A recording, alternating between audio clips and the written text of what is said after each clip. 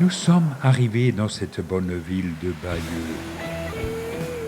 Et je me fais un devoir de vous narrer les exploits de Guillaume. Que dis-je, l'épopée qu'il a rendue célèbre par cette fameuse tapisserie de la reine Mathilde. Déjà, ce n'est pas vraiment une tapisserie, c'est plutôt une broderie sur une étoffe de lin qui fait près de 70 mètres de long sur 50 cm de large. Il est dit ici que Harold a traversé la mer pour rencontrer Guillaume, duc de Normandie. Ils se rencontrent et deviennent des amis pour la vie. Sur la bande du bas, on voit des chiens qui courent après du gibier. Bon, on peut dire qu'ils ont chassé ensemble. Bon, c'était sympathique. Petit détail, Guillaume n'était pas très commode et ne supportait pas qu'on le contredise. Et à un moment, Harold lui a juré de ne jamais prendre le trône d'Angleterre, sachant la mort du roi Édouard prochaine. Il faut dire également que personne n'était venu en Angleterre depuis les Romains, qui ont damé le pion à la bouillante Boadicée, qui avait prêté allégeance à Rome, certainement contrainte et forcée. Pendant une chasse d'Harold et de Guillaume, l'évêque marie Mathilde à Guillaume.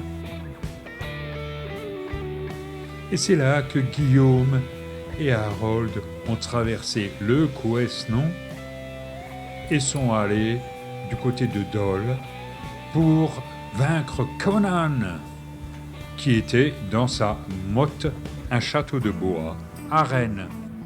Ils ont guerroyé à Dinan également, dont Conan II lui donna les clés. Puis, revenu à Bayeux, Guillaume fut sacré duc de Normandie. C'est ainsi qu'Harold reprit ses embarcations pour retourner en Angleterre. C'était en l'an de grâce 1064. C'est là qu'on retrouve le roi Édouard, qui vivait ses derniers jours. Une main venue du ciel l'a déjà désigné. Il meurt tout en léguant son royaume à Harold, en faisant du même coup un félon. La dépouille du roi Édouard était encore fumante qu'Harold devint roi d'Angleterre.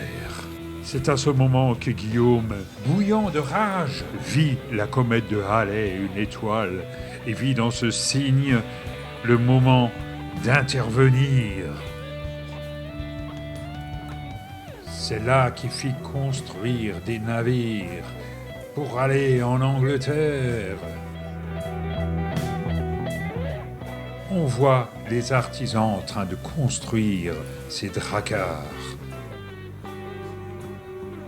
Puis ils les chargent avec des côtes de mailles, avec des armes, du vin par tonneaux entiers et des victuailles.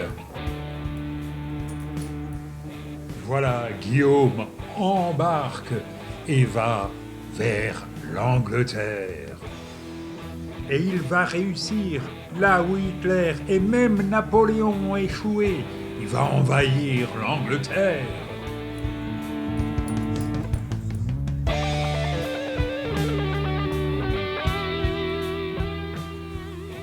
C'est là qu'il pose le pied sur la perfide Albion. On voit que les chevaux sont débarqués eux aussi.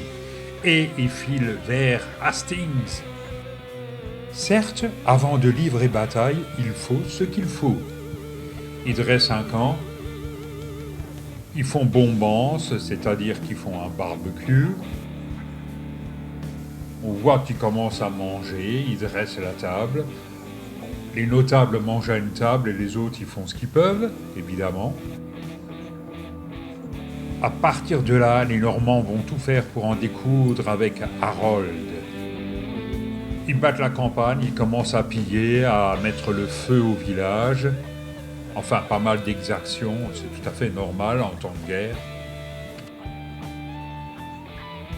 Bref, ils se mettent en position pour la bataille.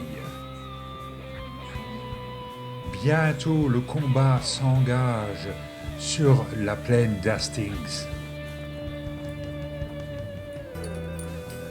Et c'est là que Guillaume de Normandie rencontre Harold. Et c'est là que l'on voit que l'évêque prend part aussi au combat, mais il n'a pas d'épée parce qu'il n'a pas le droit de faire couler le sang. Il a une grande massue.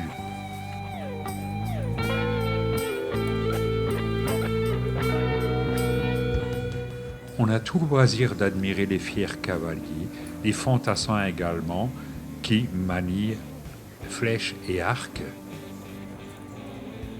Et le combat s'engage. Sur la bande du bas, on voit déjà des morts qui s'amoncellent, des morts étêtés, démembrés. Le combat est rude et dure plus longtemps que prévu. Les heures passent. Les cavaliers sont désarçonnés et on voit les chevaux eux-mêmes qui sont atteints. On voit nettement un coup de hache sur un cheval. Les Anglais résistent âprement sur un monticule de terre.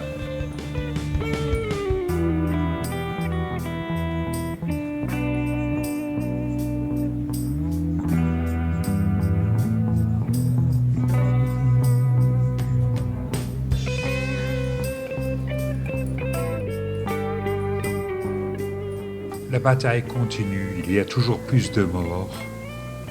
Et enfin, Harold a été tué d'une flèche dans l'œil, à moins qu'il n'ait été découpé en petits morceaux. Ça, l'histoire ne le dit pas. Enfin, il est vaincu. Et la bataille d'Hastings est gagnée. Les Anglais sont en déroute sur cette tapisserie dont il manque manifestement quelques scènes.